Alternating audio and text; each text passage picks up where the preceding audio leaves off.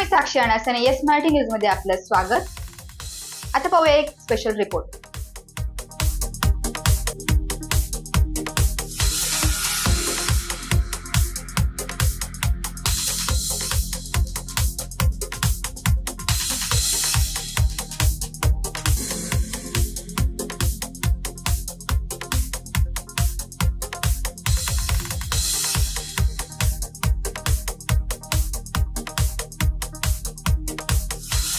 आज जय हिंदू राष्ट्र संघटनेकडून दलित समाजाच्या विरोधात वादग्रस्त पत्रके शहरात वाटण्यात आली।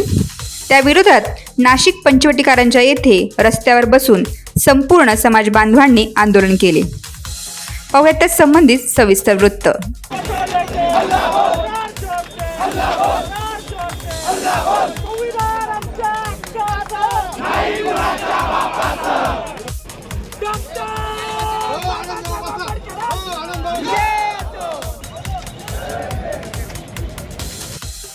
नमस्कार, आज आपण नाशिकच्या दिंडोरी नाका इथे आलेलो आहोत आणि इथे प्रचंड असा जनसमुदाय जमलेला आहे। तसेच आंदोलन चालू आहे। एकंदरीत काय मुद्दा आहे आणि कशासाठी आंदोलन सुरू आहे आपण सगळं जाणून घेऊयात। नमस्कार सर, काय नाव आपलं?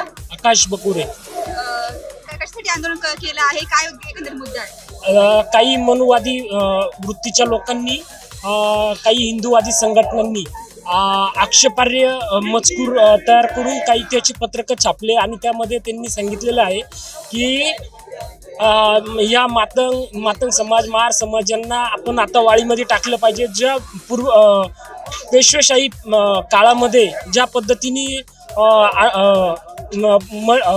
कमराला मडके लावले जात होती, तोंडाला घागर लावले जात होते, त्याच पद्धतीने आम्ही पुन्हा एकदा असं करू असे मजकूर नाशिकमध्ये प्रसारित केले। त्याच्या विरोधात आम्ही सगळ्यांनी इथं आंदोलन उभं केलेलं आहे आणि या जातीवाद्यांना आता आमची प्रगती बघवत नाही, आमच्या हाताला आलेल्या सोन्याच्या अंगठ्या, खिशाला आलेला पेन यांना बघवत नाही। त्याच्यामुळे ते असे खोडसाळपणाचे कार्य असे करून ते आम्हाला भडकवण्याचं काम करत आहे। कधी लावण्यात आले ते मजकूर? हे रात्री आली, काल रात्री। आणि तुम्हाला कळलं कधी की मजकूर लावले? आम्हाला सकाळी कळलं, असं एका पाठोपाठ एका व्यक्तीला कळत राहिलेलं आहे। किती वाजता साधारणतः कळलंय? हे साधारण 9 वाजेपर्यंत सगळ्या समाज बांधवांपर्यंत पोहोचलं आणि सकाळी 6 वाजेपासून ज्यांना पहिल्यांदा कळालं ते त्या पद्धतीने तयार होत गेले आणि आपल्या परीने रस्त्यावर निदर्शन करण्यासाठी आले। किती लोक आता आहेत साधारणतः, काय सांगू शकता? साधारणतः 20 ते 21 हजार लोक या ठिकाणी आम्ही सगळे इथं हजर झालेलो आहे आणि अनेक लोक इथं येऊन पुन्हा पण गेलेले आहेत। काय मागण्या आहेत? आमची मागणी अशी आहे की जो गुन्हेगार आहे, ज्यांनी हे मजकूर लिहिलेलं आहे, त्याला पोलिसांनी लवकरात लवकर अटक करावी आणि याच्या मागचा जो मास्टर माइंड जो कोणी आहे त्या मास्टर माइंडचा शोध घेतला पाहिजे आणि ही मनुवादी प्रवृत्ती ही मुळापासून उखडून फेकली पाहिजे। आणि कोण तो व्यक्ती आहे तो अजून स्पष्ट झालेला नाहीये? नाही, अजून नाही झालं।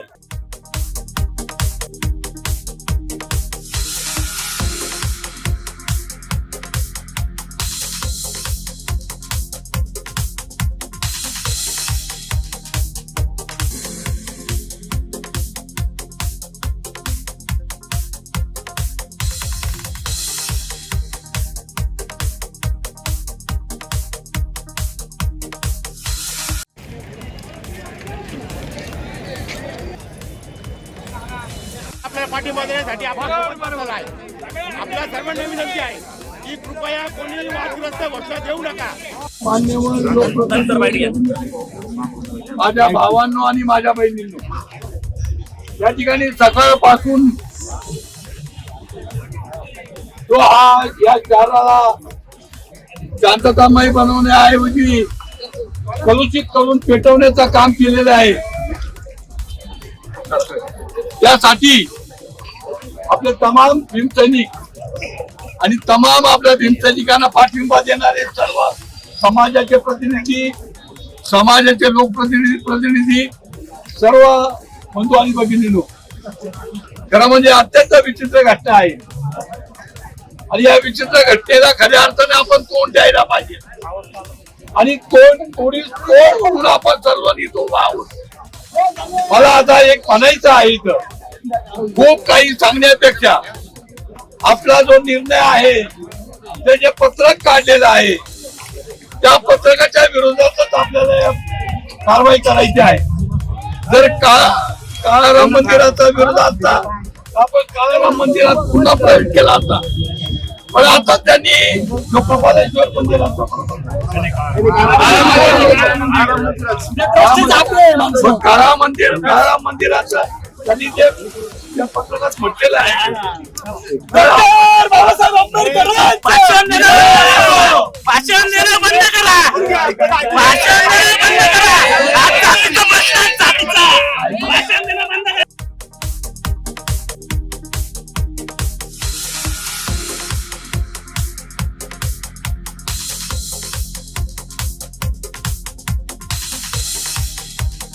सर, एकंदरीत काय प्रकार झालेला आहे आणि काय परिस्थिती आहे? आज नाशिक शहरामध्ये पंचवटी राजवाडा येथे काही अज्ञात इसमांनी दलित समाजाच्या घरावर काही पत्रक काढून बाबासाहेबांच्या फोटोची विटंबना करून आणि समाजामध्ये तीळ निर्माण करण्याचा प्रयत्न केलेला आहे. संबंधित व्यक्ती हा पंचवटी राजवाड्यामध्येच राहायला असून त्याच्याविरुद्ध आम्ही सकाळी समाजाच्या सर्व वतीने आम्ही त्याच्या विरुद्ध FIR दाखल केलेली आहे. त्याच्यावर कायदेशीर कारवाई करण्याची मागणी केलेली आहे. त्याला अटक केलेली आहे. पण आमचा मूळ मागणी आहे का संबंधितचे हिंदू महाराष्ट्र काय असं त्यांनी पत्रक काढलेलं आहे त्या संबंधित सर्व पदाधिकाऱ्यावर गुन्हा दाखल करण्यात यावा आणि त्यांना तात्काळ अटक करण्यात यावी ही आमची प्रमुख मागणी आहे. तुम्हाला किती वाजता हे सगळा प्रकार कळला? हे माझ्या घरावर सकाळी 6 वाजता पत्रक मला मिळालं आणि माझ्याबरोबर इतर सर्व घरांच्या याच्यावर हे सर्व पत्रक मिळालेले आहे. त्यामुळे जमून आम्ही पंचवटी पोलीस स्टेशनला जाऊन त्याची FIR रजिस्टर केलेली आहे. तुमचं जे घर आहे ते कुठल्या परिसरात आहे किंवा माझंही पंचवटी राजवाड्यामध्येच आहे. आणि कुठलं पत्रक मिळालं होतं काही सांगू शकता? हेच त्यांनी पत्रक काढलेले आहे का काळाराम मंदिरामध्ये प्रवेश करणार नाही, करून देणार नाही, त्यांच्या हातचं पाणी प्यायचं नाही, तुमच्या गळ्यात मडके बांधल्या जातील, तुम्हाला चप्पल घालायला मिळणार नाही, असे बेकायदेशीरपणे असे वेगवेगळे वाक्य त्यांनी वापरलेले आहे.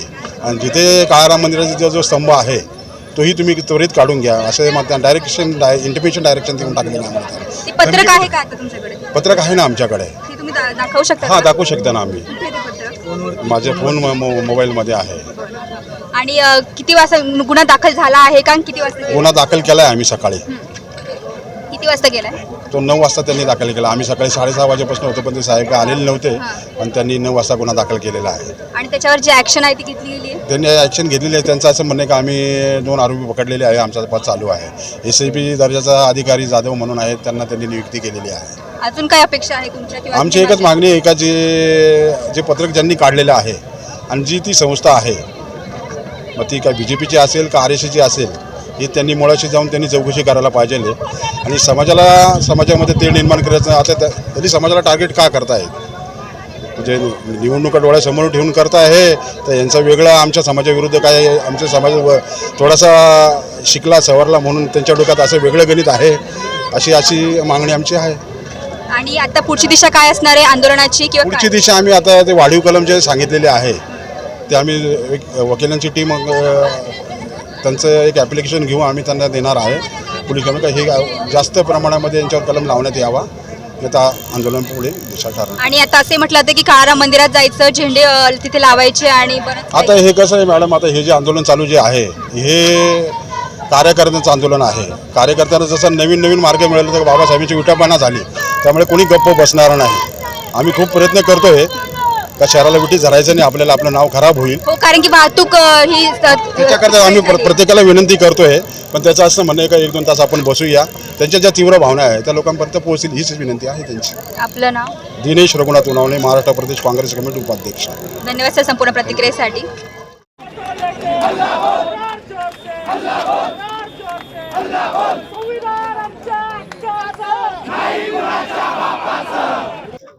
आज आपण रविवार कारंजा येथे आलेलो होतो. इथे साधारणतः जे ST समाज आहे किंवा SC समाज आहे या समाजाच्या अंतर्गत येणाऱ्या सर्व लोकांना काळाराम मंदिरा येथे जाता येणार नाही, दर्शन घेता येणार नाही, तुमच्या गळ्यात मळकी बांधू असे विविध मजकूर असलेलं पत्रक त्यांच्या घरी पाठवलं होतं आणि त्याच्या विरोधातच हे आंदोलन इथे करण्यात आलेलं आहे.